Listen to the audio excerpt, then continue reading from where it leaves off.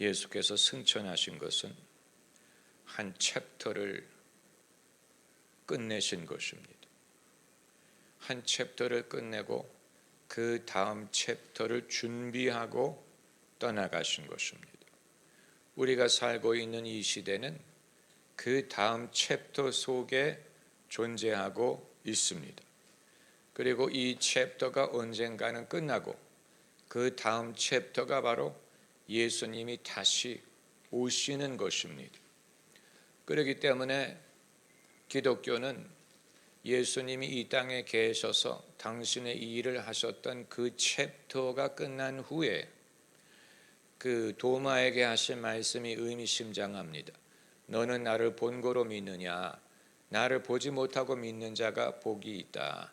이 말씀은 도마뿐만이 아니고 이후에 예수님을 믿게 될 모든 사람들을 가리키신 것입니다. 우리가 거기에 해당하지. 우리가 예수님을 본 적이 없고 만난 적이 없고 그 음성을 직접 들은 적이 없어요. 예수님의 기적을 우리가 직접 경험한 적이 없어요.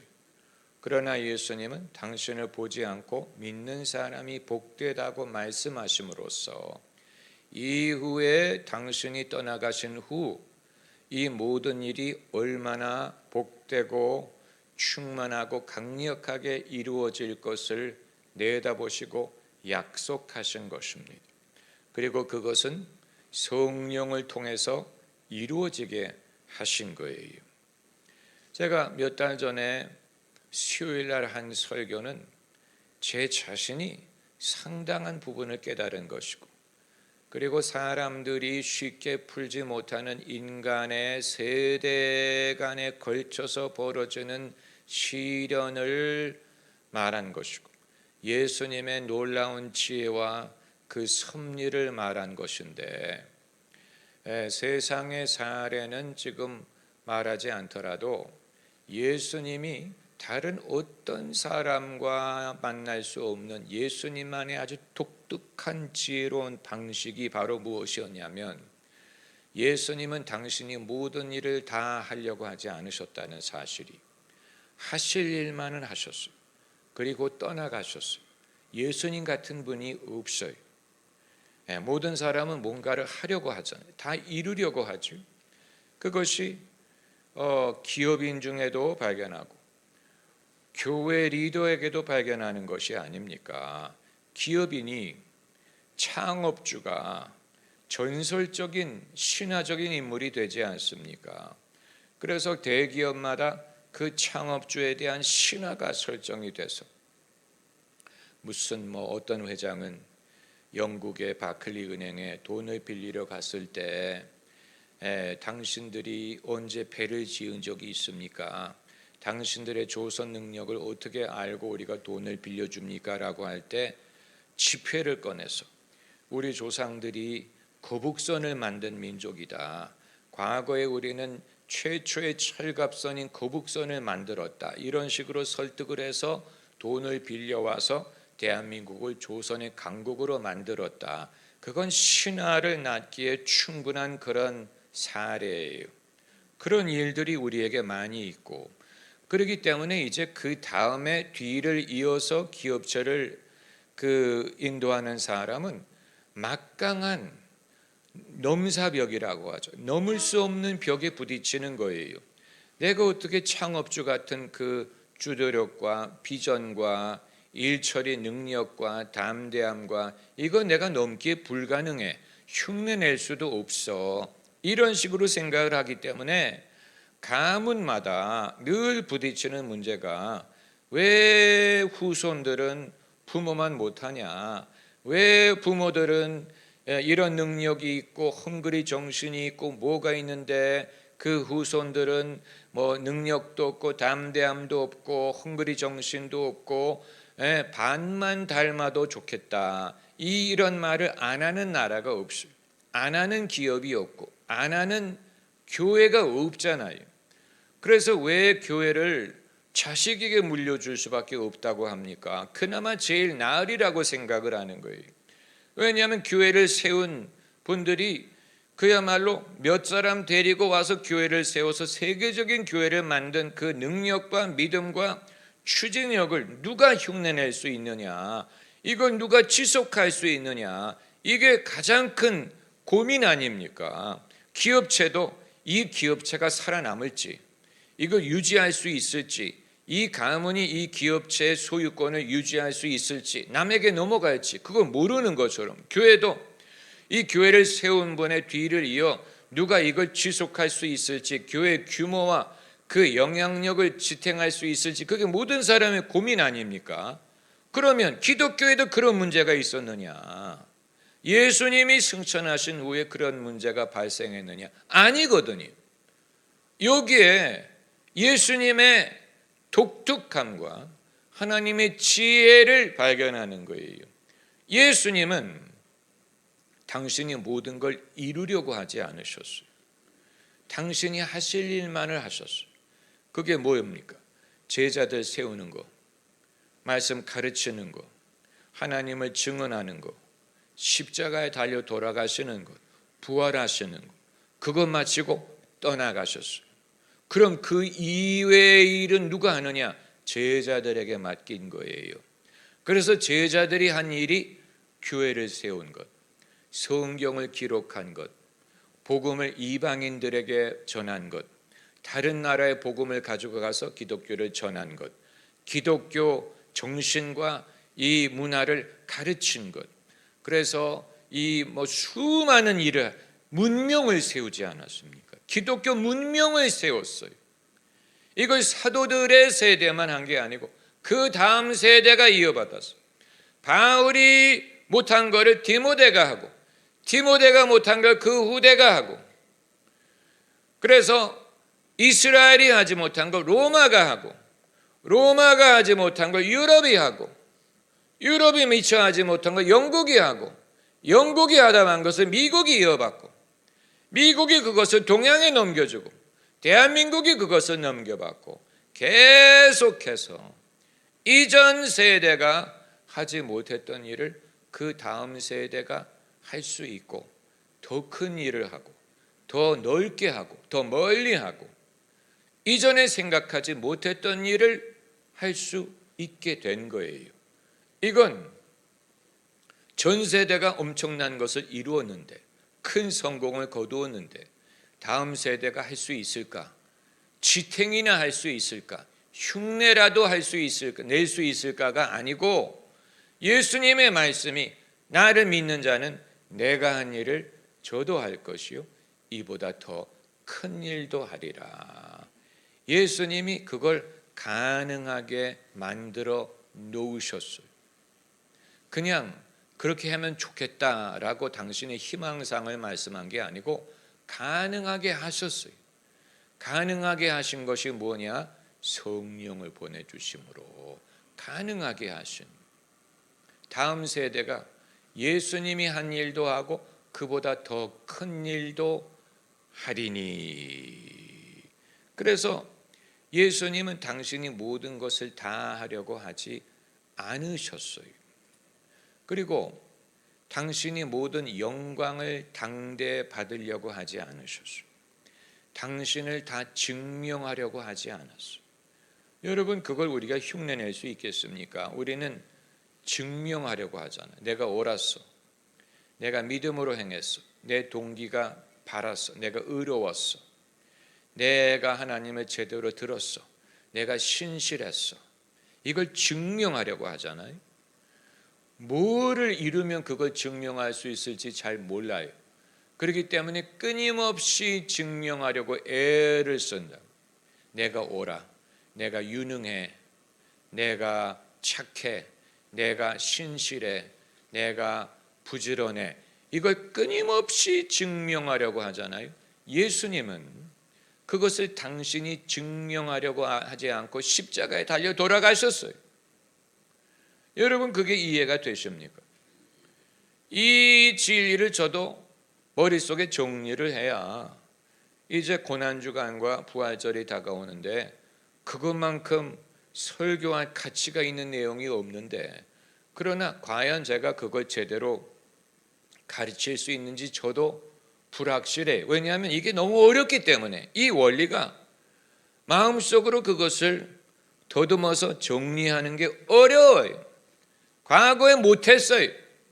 왜냐하면 머리에 정리가 되지 않기 때문에. 부분적으로는 알고 있는데 예수님이 뭐 순환을 당하셨다느니, 뭐 예수님이 겸손하셨다느니, 하나님이 예수님을 증명하셨다는 이런 건 부분적으로 알고 있는데 그걸 마치 직소처럼 짜맞춰서 예수님이 당신이 직접 증명을 하려고 하지 않고 그것을 하나님에게 맡기고 누명을 쓰고 돌아가셨잖아요. 죄인의 모습으로 돌아가셨어요. 예수님이 그걸 감수하셨는데 이건 정말 대단한 믿음이 아니면 할 수 없는 일이에요. 예수님은 당신의 옳음을 당신이 증명하려고 하지 않았어요. 사람들이 저 사람이 죄인이고 뭐 율법을 어겨도 된다고 했고 뭐 죄인들의 친구가 됐고 뭐 안식일을 어겼고 성전을 무너뜨리라 사흘 만에 세우리라고 했고 이런 식으로 죄인의 모습으로 예수님이 돌아가셨는데 예수님이 그걸 감수하셨거든요. 그래서 가십면류관을 쓰셨는데 어떻게 예수님이 그걸 감당했을까? 우리의 본능은 옳다는 것을 증명하려는 본능이 있잖아요. 내가 옳아, 내가 맞아, 이걸 증명하지 못해서 야단이잖아요. 예수님은 그거를 할 수도 있는데 하지 않고 아버지께로 맡기고 당신을 비우셨다. 그랬더니 하나님이 예수님을 높이셨다. 그 말은 증명하셨다는 거예요. 옳다는 것을 증명하셨어요. 무엇을 통해서? 부활을 통해서. 예수님이 하나님의 아들, 옳다는 것을 하나님이 증명하신 거예요. 예수님이 친히 하려고 하지 않은 것에 대하여. 그렇다면 그 일은 이후에 교회가 지속적으로 해야 될 부분이 있어요. 여러분과 제가 신앙을 변증하는 것이 바로 그것입니다. 세상에 그냥 예수님을 믿으라고만 말하는 게 아니고 예수님이 어떻게 옳은지, 예수님의 가르침이 어떻게 진리인지, 하나님의 나라가 어떻게 이루어지고 성취될 것인지를 우리는 끊임없이 사람들에게 보여주고 증명하고 나타낼 의무가 있어요. 그리고 한 번 했다고 해서 그게 영원히 끝나는 게 아니고 다음 세대가 왔을 때 다음 세대가 안 믿는 세대가 일어나기 때문에 다시 그것을 가르쳐야 돼요. 마치 요셉이 죽은 후에, 애굽의 요셉이 죽은 후에 요셉을 모르는 바로가 생겼잖아요. 그래서 그 사람이, 그 바로가 어떻게 했습니까? 이스라엘 민족을 종으로 삼았잖아요. 이 같은 세대적인 변화가 항상 있는 거예요. 한때는 바로가 요셉을 알고 좋아했어요. 요셉을 인정했어요. 요셉을 총리로 세웠어요. 그러나 요셉을 모르는 사람이 바로로 등극하는 때가 온 거예요. 그렇게 되니까 히브리 백성을 종으로 만든 것처럼 아무리 기독교 문명이 한때 전성기를 이루고 무슨 성당을 세우고 노트르담을 세우고 뭐를 하고 기독교 음악과 문학과 무슨 문명과 미술과 이 모든 것을 했는데 안 믿는 세대가 등장하니까 이제는 예배당이 텅텅 비고 예배당이 박물관이 되고 사람들이 교회를 멀리하고 이제는 우리가 세속 사회야, 우리는 기독교 문명이 아니야, 이런 변화가 계속해서 일어날 수밖에 없기 때문에 어떻게 해야 됩니까? 계속해서 복음을 변증할 필요가 있는. 그게 바로 고린도 전서 2장에 사도 바울이 나의 말과 전도함이 사람의 지혜에 있지 않고 권하는 말에 있지 않고 성령의 능력과 나타남에 있어 너희 믿음이 사람의 지혜가 아닌 하나님의 능력이 있게 하였다. 이건 바울뿐만이 아니고 모든 세대의 모든 사람이 사용할 수밖에 없는 방법이, 오늘날 우리가 하는 방법도 마찬가지. 우리 주변에 안 믿는 안 믿는 젊은 세대, 안 믿는 사람들에게 끊임없이 해야 되는 것이 이것입니다. 그렇기 때문에 주님은 무슨 기업체라든가 대기업이라든가 어떤 무슨 왕조처럼 한때 무슨 훌륭한 왕이 있었고 세종대왕 같은 왕, 다윗 같은 왕, 무슨 뭐 이병철 씨 같은 기업인, 그러나 그 다음 세대는 거기에 미치지 못하고 그걸 지속할 수 있을지 끊임없이 염려하잖아요. 그러나 예수님은 그게 아니고 예수님은 당신의 일을 하셨고 이후에 믿는 사람들이 끊임없이 성령에 힘입어서 아직 남아있는 일을 하게 하셨어요. 그래서 교회는 그 일을 하느라고 바빠요. 그 일을 하느라고 저도 바쁘고 여러분도 바쁘고 다음 세대에 그것을 가르쳐야 될 의무가 있고, 그러므로 어떤 전성기라는 것은 존재하지 않아요. The finest hour, the finest hour, 그때가 제일 좋았을 때야, 이런 것은 기독교에 존재하지 않아요. 아무리 좋았더라도 그건 그때 좋은 거고 할 일은 계속 남아있고 할 일은 계속 밀물과 같이 들어와요. 밀물과 같이 할 일이 들어오기 때문에 우리가 그걸 계속해서 해야 함으로써 주님이 그 방법을 통해 언제까지 이 최후 승리를 바라보게 하십니까? 당신이 오실 때까지. 그러나 그때까지는 일이 끝나지 않는 거예요. 할렐루야. 그래서 존 웨슬리가 이런 말을 하고 죽었다고 하죠. 하나님은 당신의 종을 땅에 묻으시나 당신의 일은 계속하신다. 정말로 하나님의 종이기 때문에 할 수 있는 말이에요. 자기가 살아있는 동안에 하나님의 일을 했어요. 하나님의 종이었어요. 그러나 그때가 이제 지나가고 본인은 땅에 묻을 때가 됐어요. 그렇다고 하나님의 일이 끝나느냐? 아니에요. 하나님은 당신의 일을 지속하십니다. 지속하십니다. 만약에 지속하지 못하면 끝나는 거예요. 지속하지 못하는 나라가 끝나는 거예요. 그러나 지속하지 못하는 나라나 시대는 오지 않을 것입니다. 왜냐하면 이건 어떤 사람의 제도에 의해 이루어지는 게 아니고 주님이 성령을 부어주심으로 이루어지는 일이기 때문에. 할렐루야. 주님이 성령을 부어주시는 것이지 제도의 힘에 의해서 되는 게 아니고 무슨 교회 전통에 의해서 되는 것도 아니고, 오늘 여러분에게 말씀드리려고 했던 것은 이제 여러 가지 주제를 섞을 수밖에 없는 것인데, 교회 역사도 해당이 되고 교회 역사, 제자의 도도 해당이 되고, 그리고 그 남기신 일을 이 땅에 믿는 사람들이 어떻게 할 것이냐가 해당이 돼요. 이 모든 것이 연결이 됩니다. 연결이 돼요. 거대 담론에 더 관심이 있는 사람들은 교회, 역사적으로 교회가 어떻게 흘러갈 것이냐, 여기에 관심을 가질 거예요. 제가 거기에 관심이 있기 때문에 Save Europe이라는 책을 쓴 거예요. 사실 거대 담론에 관심이 없는 사람은 그 책을 왜 써? 그 책에서 무슨 말을 하는 거야? 그냥 오늘 열심히 믿으면 되는 거 아니야? 굳이 그걸 왜 설명을 하고 해석을 하고 어떤 일이 일어났다느니, 그래서 어떻게 해야 된다느니, 우리가 어떤 희망을 찾아야 된다느니 이런 얘기를 못하러 해. 그냥 지금껏 믿은 것처럼 열심히 하면 되지라고 생각을 하는 사람도 있을 거예요. 그러나 거대 담론을 생각하지 않을 수 없는 사람은 마치 함석헌 씨가 역사의 의미라는 책을 써가지고 대한민국의 역사 속에 하나님의 섭리가 나타난다라는 말을 하기 위해서 쓴 거 아닙니까? 거대 담론이에요.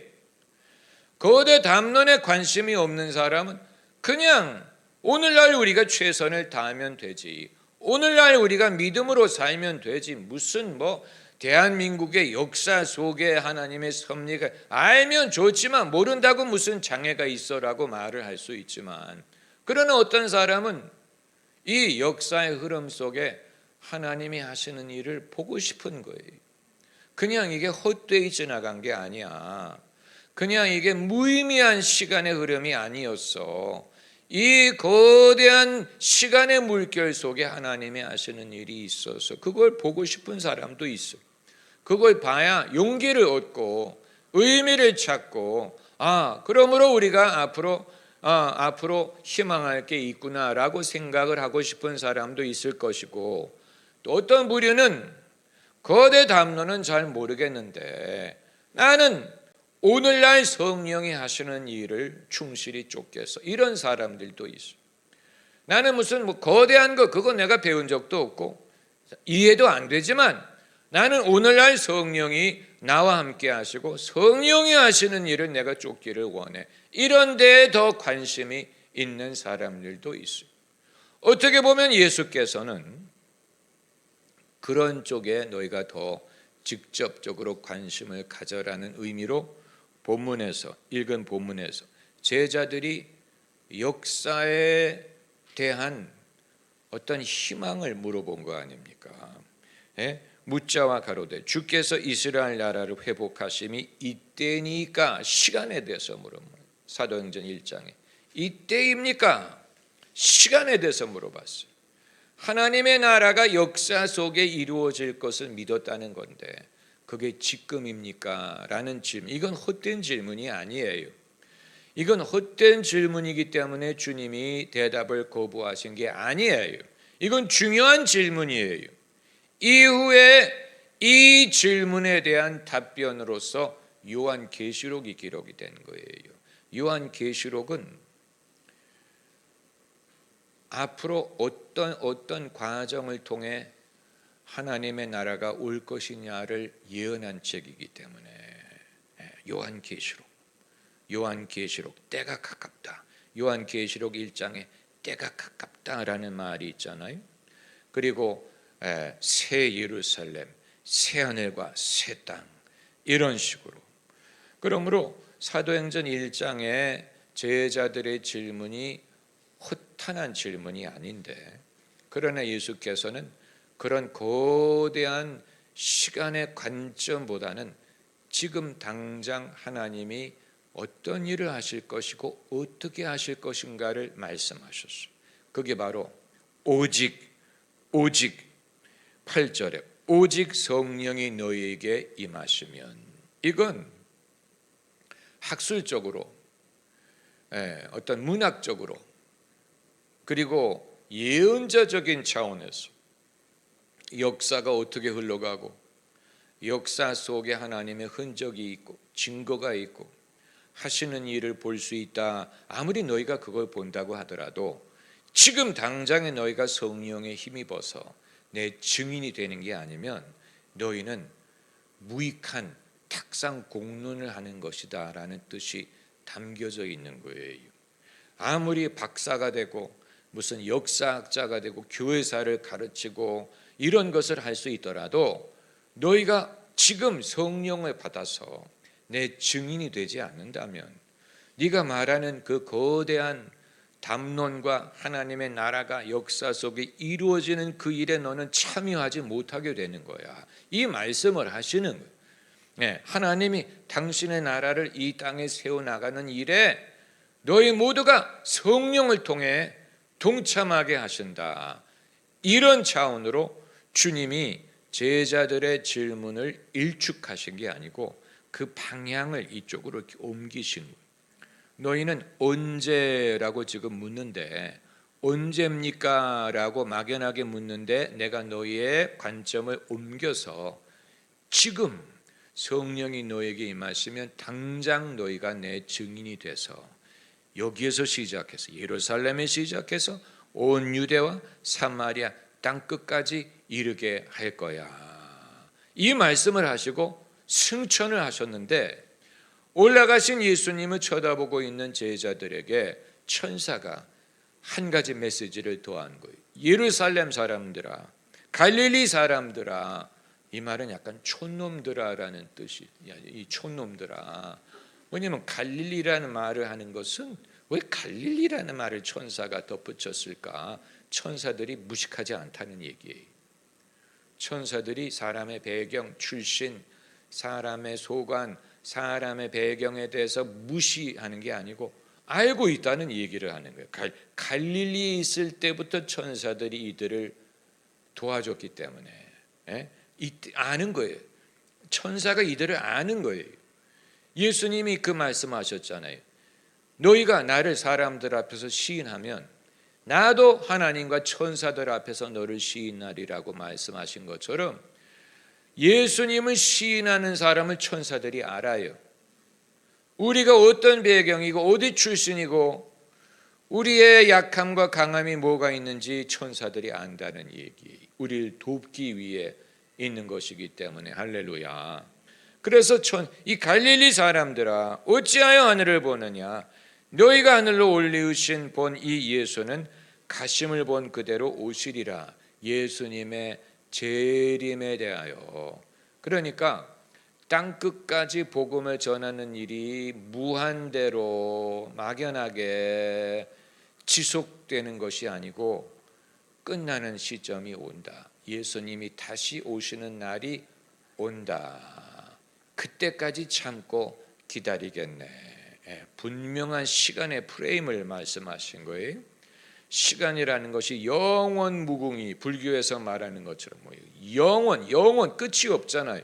우리는 점과 같은 존재라고 하잖아요. 그러나 그게 아니고 너희가 예루살렘 온 유대 사마리아 땅끝까지 증인이 될 텐데 예수님이 오시는 시점이 있을 거야. 그리고 막연히 추상적으로 오시는 게 아니고 어떤 식으로 오신다고 했어요. 올리우심을 본 그대로 오신다.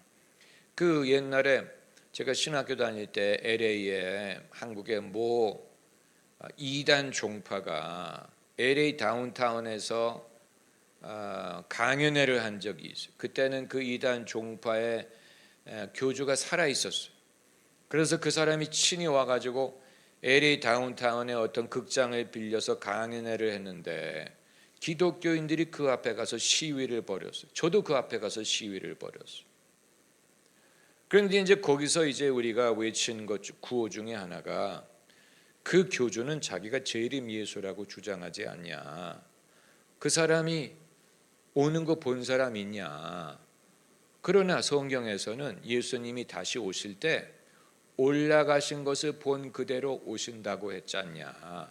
예수님이 오실 때 올라가시는 걸 볼 수 있는 것처럼 가시적인 방법으로 모든 사람이 보는 앞에서 오신다는 뜻 아니냐. 그런데 그 이단 종파는 자기가 재림 예수라고 주장하면서 언제 어떻게 왔는지 슬금슬쩍 왔다는 얘기인데 그건 성경이 말하는 예수님의 재림에 대한 말씀과 어긋난다. 이런 식으로 제가 그때 얼마나 소리를 질렀는지 완전히 목청이 쉬었었는데 자발적으로 기독교인들이 그 앞에 어디 모이자 무슨 인터넷으로 한 게 아니고 사람들이 듣고 자발적으로 그 앞에 모였어. 그때가 아직도 기억이 나요. 얼마나 사람들이 밖에서 목청을 높여서 그러니까 이 이단이 그릇되다. 이건 거짓 선지자다. 그런 거짓 그리스도다. 이걸 이제 외친 건데 여러분 성경이 어느 한 구절도 헛된 구절이 없어요. 그러므로 이제 예수께서 당신이 하실 일만을 하고 떠나셨잖아. 그럼 예수님이 하신 일이 무엇이냐를 알 필요가 있는 거예요. 예수님은 어떤 일만을 하셨냐. 아주 중요한 것입니다. 성경을 마가복음을 찾아보세요. 마가복음.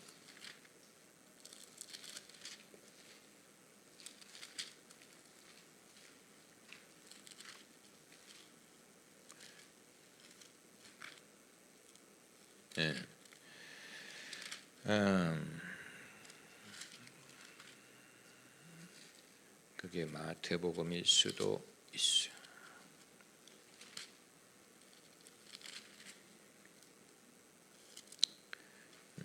할렐루야. 존귀하신 예수.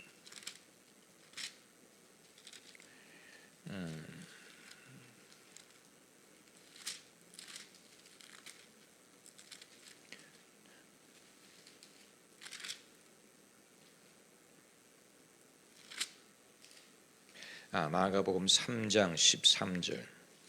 마가복음 3장 13절. 산에 오르사 자기의 원하는 자들을 부르시니 나온지라. 이에 12를 세우셨으니 이는 자기와 함께 있게 하시고 또 보내사 전도도 하며 귀신을 내쫓는 권세도 있게 하려 하심이라. 이에 12를 세우셨으니 예수께서 하신 일은, 예수께서 당신의 일을 하고 떠나가셨는데 그 일 중에 하나는 제자들을 세운 것입니다. 이것은 예수님의 사역에 있어서 굉장히 핵심적인 일이에요. 이걸 배제하면 예수님은 그냥 유명 강사나 부흥사로 생각하게 될 거예요. 사람들을 많이 모으는 대형교회 목사님처럼, 부흥사처럼 인파를 모으고 사람들에게 인기가 있는, 능력이 있는, 그 능력으로 사람들에게 어필하는 엄청난 인원 동원력을 갖고 계셨던 그런 카리스마가 많았던 그런 분으로 생각을 하는데, 그렇게만 생각한다면 예수님의 방법을 모르는 것입니다. 예수님의 그런 면이 있었던 것은 사실이지만 그것으로 승부하려고 하지 않으셨고, 그것이 오래가지 않는다는 것을 아셨고, 그 방법이 반석 위에 교회를 세우는 것이 아니라는 것을 아셨어요. 예수님은 사람들의 인기와 추종에 속지 않으셨어요. 거기에 좌우되지 않으셨어요. 그리고 당신이 판단하시기에 이게 아니라라고 하면 예수님은 사람들이 찾더라도 얼마든지 다른 곳으로 갈 수 있는 분이었고, 그리고 당신의 인기에 연연하지 않았기 때문에 사람들이 많이 당신을 쫓을 때 흥분하지 않으셨고, 사람들이 떠나갈 때 낙심하지 않았어요. 이건 굉장히 어려운 거예요. 우리 모두가 이걸 배우기 어려워요. 우리 모두가 사람들이 좋아하기를 바라고, 사람들이 나를 좋아하는 것이 일종의 나를 확인하는 거예요. 증명하는 거기 때문에 더 많은 사람이 나를 따를수록 더 많이 증명된다고 생각을 하는 거예요. 그러나 예수님은 당신을 증명하려고 하지 않았다고 말씀드렸잖아요. 어떤 당신의 방법으로 증명하려고 하지 않았어요. 그걸 하나님에게 맡기셨어요. 공생애를 시작하기 전에 이미 하나님이 당신을 확증하셨기 때문에, 그게 바로 이는 내 사랑하는 내 아들이니 내가 그를 인하여 기뻐하니, 공생애를 시작하기 전에 이미 하나님이 예수님을 인정하신 거예요. 예수님이 아버지의 인정을 받기 위해 애를 쓰신 게 아니에요. 그러므로 당신을 증거할 필요를 느끼지 않았어요. 인기라든가 숫자라든가 누가 믿느냐, 이런 것으로 당신을 증명하려고 하지 않으셨어요. 이건 여러분 놀라운 것입니다. 그렇기 때문에 인기라는 것이 모래와 같다는, 모래성과 같다는 사실, 오늘 있다가 내일 없어질 수 있다는 사실을 아셨고, 사람들이 떠나갈 때가 있었어요. 모른다고 할 때가 있었어요. 그때 예수님이 낙심하지 않고, 그 대신 예수님이 어디에 힘을 기울이셨느냐? 제자들을 만드는 데 힘을 기울이시고, 그 숫자가 그렇게 많지 않았어요. 그 숫자가 여기서는 12이 아닙니까? 12. 또 다른 구절에서는 70명을 보내셨다라는 구절이 있어요. 70명의 12이 포함됐을 거예요. 12 제자들 이외에 다른 사람들이 있었다는 말이고, 그리고 오순절 다락방에 몇 명이 모여 있었습니까? 120명이 모여 있었잖아요. 그러니까 최소한 120명, 최소한이 아니고 최대한이 아니고 최소한, 아무튼 12이 있었고 70명이 있었고 최소한 120명의 남은 자들이 있었다는 얘기인데, 여러분, 예수님의 그 인기와 그 거대한 추종하는 무리에 비교하면 그건 적은 숫자예요. 그러나 예수님은 여기에 이 방법으로 당신의 일을 지속하려고 하셨어요. 그래서 이 제자들과 있을 때 하신 말씀이 내가 이 반석 위에 내 교회를 세울 거야. 음부의 권세가 이기지 못할 거야. 예수께서 그것을 무리에다 대고 하신 게 아니에요. 수천 명이 모였을 때 내가 이 반석 위에 내 이런 식으로 말씀한 게 아니고 베드로가 주는 그리스도시요 살아계신 하나님의 아들입니다라고 할 때 그때 너는 반석이야. 너는 베드로야. 이 반석 위에 내 교회를 세울 거야. 당신의 방법을 거기서 나타내. 그게 예수님의 방법이었어요. 그리고 그 방법이 적중했죠. 그때도 그렇고 지금도 마찬가지. 만약 여러분이 주님의 일에 동참하기를 원하신다면, 주님이 당신의 교회와 나라를 세우는 일에 동참하기를 원하신다면 여러분도 이 방법을 사용하시면 돼요. 이 방법, 제자를 키우는 방법. 예수님이 제자를 키우신 것처럼 우리도 제자를 키우라고 하셨잖아요. 마태복음 28장에 하신 말씀이 그것 아닙니까? 28장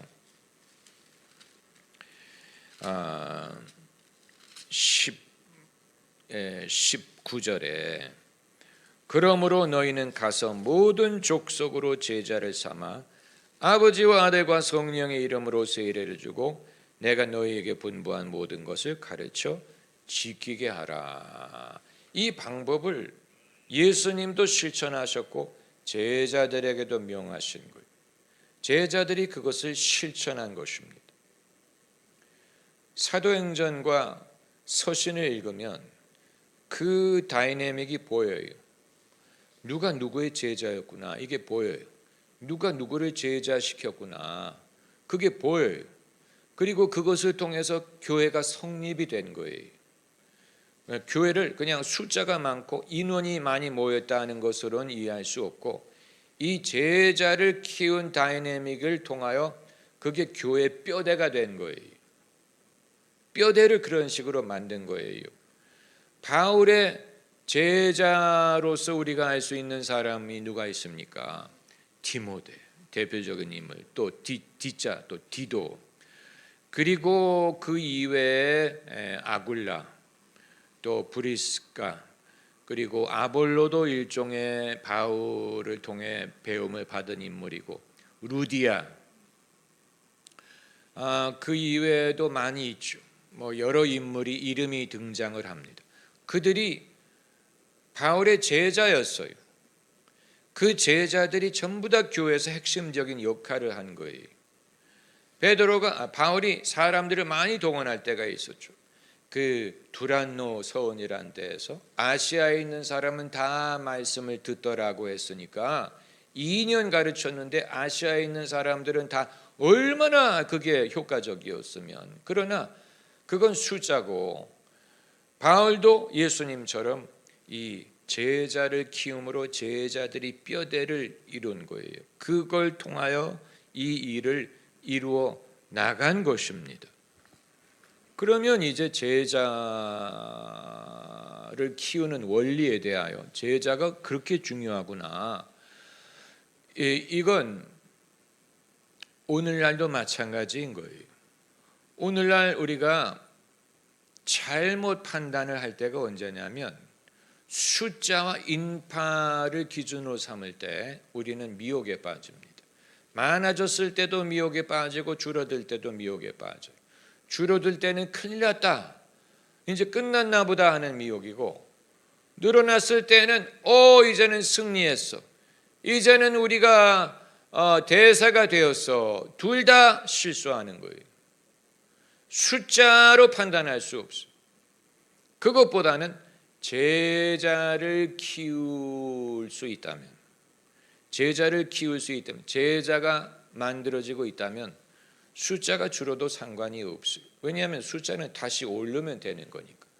이 제자의 뼈대만 제대로 갖춰져 있으면 숫자 붙는 것은 전혀 어려운 일이 아니에요.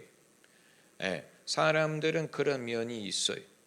좋아 보이는 것을 쫓아가려는 면이 있기 때문에 누군가가 이걸 좋다는 것을 보여줄 수만 있다면 이건 얼마든지 바뀔 수 있는, MZ 세대에 대해서 우리가 염려할 필요가 없는 이유는 MZ 세대를 어떤 거대한 숫자로 보면 막막해 보이죠? 그러나 거기서 제자를 키울 수만 있다. 몇 명이든 하나님이 붙여주시는 대로 내가 젊은 세대 중에 몇 명이라도 내가 제자를 삼을 거야. 내가 몇 명, 예수님이 하신 것처럼. 다시 그 마가복음으로 돌아가서 마가복음 3장으로 가서 예수님이 어떻게 제자를 키우셨냐. 14절에 12를 세우셨으니 이는 자기와 함께 있게 하시고, 이것이 첫 번째. 처음엔 부른 거고, 두 번째는 어떻게 하셨냐. 무슨 뭐 가르치고 무슨 뭐 강의를 하고 무슨 뭐 이게 아니고 함께 있었던 거예요. 함께 있는 게 그게 먼저예요. 함께 있어야 뭐 가르칠 수도 있고 뭐를 할 수도 있는 거죠. 함께 안 있으면 안 돼. 함께 있는 것이 먼저예요. 그 제자들이 예수님과 함께 다닌 게 그게 결코 헛된 일이 아니고, 같이 먹고, 같이 유숙하고, 같이 집회를 이끌고 사람들을 가르치고, 그리고 제자들이 그 주변에서 도왔잖아요. 그래서 어떤 경우에는 무슨 아이들을 데리고 오니까 제자들이 쫓을 때도 있었고, 그래서 예수님이 야단치잖아요. 어린 아이들을 내게 오는 것을 막지 말라. 어떤 경우에는 사람들을, 병자를 데리고 왔잖아요. 이 사람이 우리를 위하여 회당을 지었습니다. 이 사람을 주님이 고쳐주시는 것이 합당합니다. 이런 식으로 데려온 경우도 있었고, 그리고 또 제자가 제자 될 만한 사람을 데리고 왔잖아요. 안드레가 자기 형제 베드로를 데리고 온다든가, 또 요한이 나다나엘을 데리고 온다든가, 이런 식으로 제자 될 만한 사람을 데리고 오는 역할을 제자가 한 거예요. 그래서 같이 한 것은 나와 함께 있자. 함께 있었던, 함께 있었다. 요한복음을 보면 그게 더 두드러지게 나타나요. 요한복음 1장을 찾아보세요. 요한복음 1장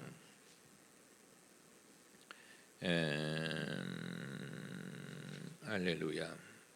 여기에 이제 예수님과 함께 있었다는 말이 나오는데,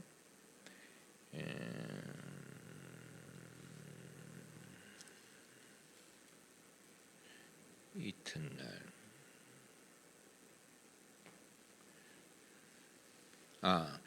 1장 39절에 예수께서 가라사대 와 보라. 그러므로 저희가 가서 계신 데를 보고 그날 함께 거했다. 같이 있었다. 이게 제자의 시작이었어요. 예수님이 계신 데를 보고 그날 함께 거했다. 이런 식으로 제자가 시작한 거예요. 오늘날 이게 얼마나 심플한 방법입니까? 그런데 복잡하게 생각을 하다 보니까 제자 키우는 것을 아주 어렵게 여기는 경우가 많은데, 이건 누구든지 할 수 있고 더 잘하는 사람이 있어요. 아주 심플하게 사는 사람은 더 잘해. 그냥 같이 있자, 같이 가자, 같이 이거 해보자. 내가 무슨 뛰어난 무슨 성경 강의 실력이 있는 것도 아니고, 무슨 내가 무슨 마케팅 전략을 아는 것도 아니고, 무슨 그렇지만 같이 있자. 여기에서 제자 훈련이 시작되는 거예요. 그리고 아무리 잘 가르치고 아무리 무슨 실력이 있더라도 이거를 못하면 제자 훈련이 잘 이루어지지가 않아요. 같이 있는, 예수님도 그 방법을 쓰셨는데 예수님과 함께 있고, 그리고 그 다음에 영적인 부분을 뺄 수가 없죠. 마가복음 3장으로 돌아가면 함께 있게 하시고 보내사 전도도 하며 귀신 내쫓는 권세도 있게 하려 하심이로라. 영적인 차원, 영적인 차원을 예수님이 어떻게 부어주셨는지는 성경이 말하고 있지 않기 때문에 우리가 알 수 없어요. 이건 아주 신비한 부분 중에 하나, 제가 궁금하게 생각하는 부분 중에 하나. 같이 있었다는 건 이해를 하겠는데 귀신 쫓는 권세가 있기에는 어떻게 이걸 하셨을까? 무슨 안수 기도를 하신 건가? 무슨 집중으로 기도를 시킨 건가? 어떤 현상이 일어났다는 얘기인가? 이건 성경이 설명하고 있지 않아요.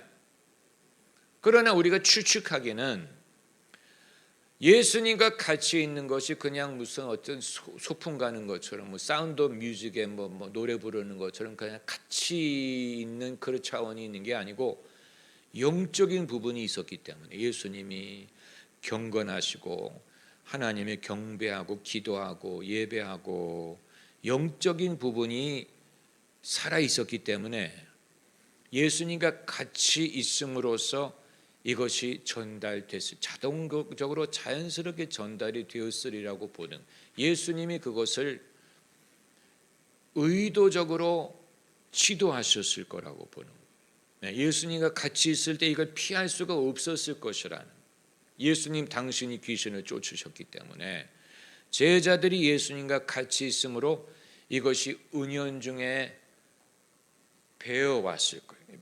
기름이 배는 것처럼. 그 방법 이외에는 설명할 길이 없어요. 이건 훈련을 시키는 사람에게 영적인 기름이 배어 있으면 같이 있는 사람에게도 전달이 되겠지. 뜻이 있으면, 배우려는 뜻이 있으면, 이게 없으면 같은 집에 사더라도 전달이 안 될 수 있지만, 이게 있으면 나는 저번에 어떤 신령한 면, 경건한 면이 좋아, 내가 이걸 나도 익히고 싶어, 이런 마음이 있으면 그게 배워지지 않겠느냐. 이 부분에 있어서는 저도 아직 배우는 부분이고 아직도 배우는 과정이 있어요. 여러분도 배울 필요가 있고, 주는 것도 주고 싶은 마음, 먹고 싶은 마음, 이런 말이 있었던 것처럼 영적인 것도 주고 싶은 주는 자의 입장과 배우는 자의 입장이 이렇게 같이 엮여 있는 거예요. 그냥 한 사람은 늘 받기만 하고 한 사람은 주기만 하는 게 아니고, 줄 수 있는 사람은 과거에 받았기 때문에 줄 수 있는 거고, 받을 수 있어야 남에게도 줄 수 있는 거기 때문에 이 부분은 신비한 부분이에요. 신비한 부분이, 여러분은 지금까지 이걸 어떤 식으로 배우셨는지 제가 궁금하게 생각합니다. 이 부분에 대해서 어떤 해답을 얻으셨는지 제가 궁금하게 생각해요. 여러분은 어떤 경험을 하셨는지 제가 궁금하게 여깁니다. 여러분에게는 영적인 것이 어떻게 전달이 된 경험이 있는지, 어떤 경험을 하셨는지, 여러분이 보시기에는 그게 어떻게 이루어지는 것 같은지 제가 상당히 알고 싶은데, 영적인 것이 어떻게 전달이 되는지, 은연중에 전달이 될 때도 있고 결심에 의해 전달이 될 때가 있고, 그리고 하나님이 위로부터 직접 부어주실 때도 있고, 아니면 그 스승에게 주신 기름 부음의 여파가 자연스럽게 모두에게 해당되기 때문에 전달이 될 수도 있어요.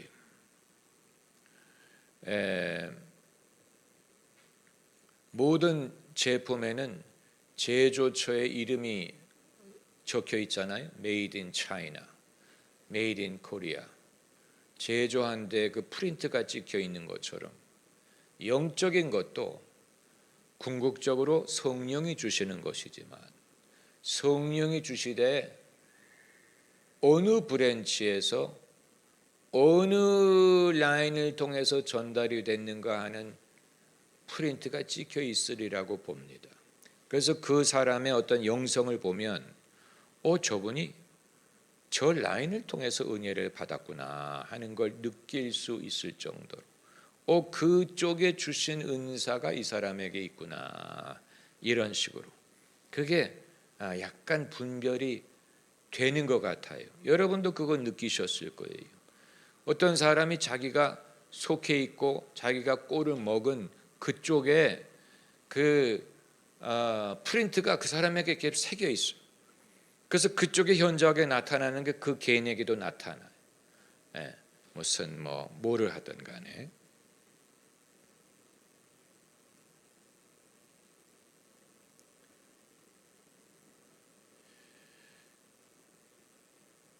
하나님의 일을 하려고 할 때 이 방법을 사용하면 됩니다.